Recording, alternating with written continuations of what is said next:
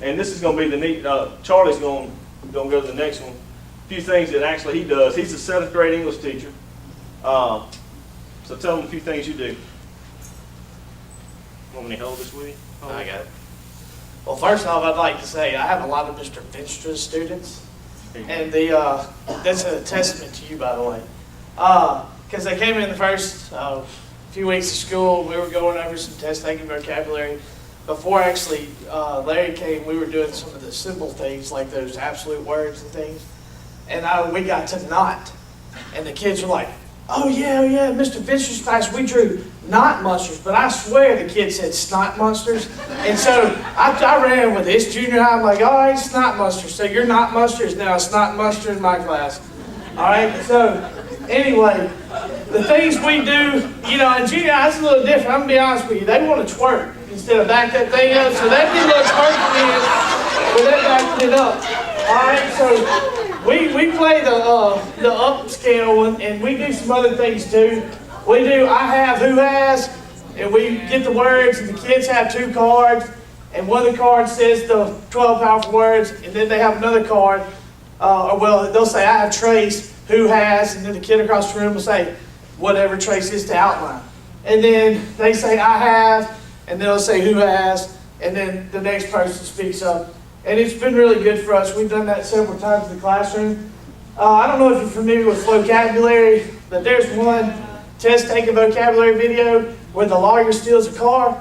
And you'll have to search it on YouTube. But what I did is I played that, and then they had the 12 powerful words, and I made them do a comparison and contrast with the vocabulary video and the 12 powerful words. And what he said earlier was they need different definitions, because one definition may be powerful to one kid, and break it down may not mean anything to them. And so the vocabulary gives them a contrast to the 12 powerful words. It brings them that extra piece. And they also sit down and have to compare the definition that the 12 powerful words song has versus the definition that the vocabulary video has. Flashcards, of course, are good. And we do the singing and the song and the dancing. And if it turns into twerking, that's all right. And then they do the stanky leg and whatever. I mean, they have a good time, but they know the motions and they know what's going on. You can ask my kids what the definition to a 12 powerful word is, and they can tell you. I'm very confident they'd be able to sit down and say, oh yeah, that's this. So we got it going on now. As far as Unravel, we do this thing called a 3-round. I'm trying to rush through this because I see Larry back there going, I'm just kidding, he's not doing that. 3-round.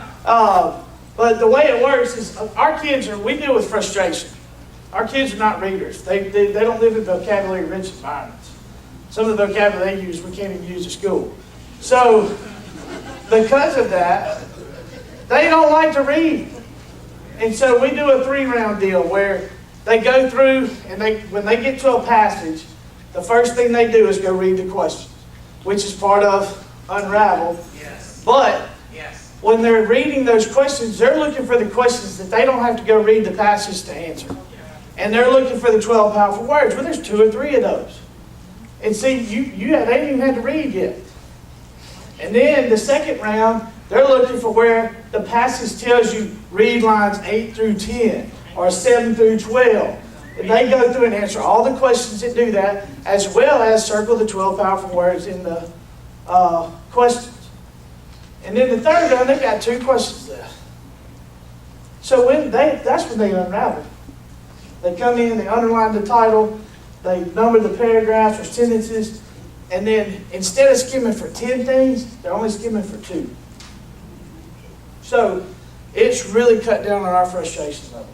Using the 12 powerful words, using the Unravel, and using this round 3 process, I'm going to stand for you today and guarantee you that our benchmarks for spring are going to go up. No question. So if you ever need anything from us, I'll let Dr. Ryan finish up, but we'll be glad to help you. And thank you, Charlie. And of course, it's always good to hear from a teacher. They're exactly what they're doing in their classroom, but we do expect our scores to skyrocket. I think the things that we're doing in our building that we never did instructionally, the strategies, and the motivation, it's going to turn our school. You won't wonder where we are in the future. You'll know where we are. So, a neat thing I tell you, after Larry came and talked to us, my ICT teacher, 7th grade computer teacher, he got fired up. And as you can see, he's actually gone in. We do Achieve 3000 as a literacy component. Yes. So he's gone in and made it where they can unravel on the computer while they do their Achieve. And he uses an Adobe file. You can see he uses studystack.com. And he downloads it, saves it as a PDF file. They can go in and note it, tag it, highlight it. I mean, it's pretty awesome what he's doing. I was thinking that maybe he might could sell that. No. We'll give you credit. But the kids really like it. You know, it's something that they do while they're reading the articles on Achieve. So it's a pretty cool deal. They can do it while they're at the smart board and at the computer. So it's not just on paper pencil. All right, next. That may be it. Live green, love gold. I tell you, he's impacted our school, and he's impacted Richland. I've seen it happen. I really believe in what he's doing, his programs, his processes, his strategies.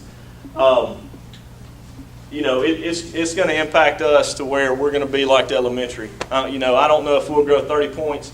If we do, I'll be a hero, I guess, or my staff will be. But you know, and I'm sweating it. I'm hoping it's going to happen. But I tell you, the school has improved because of the things that we're doing, and a lot of it has to do with what he brought to us earlier in the year. So if you get a chance to have Mr. Larry Bell in your school, don't pass up on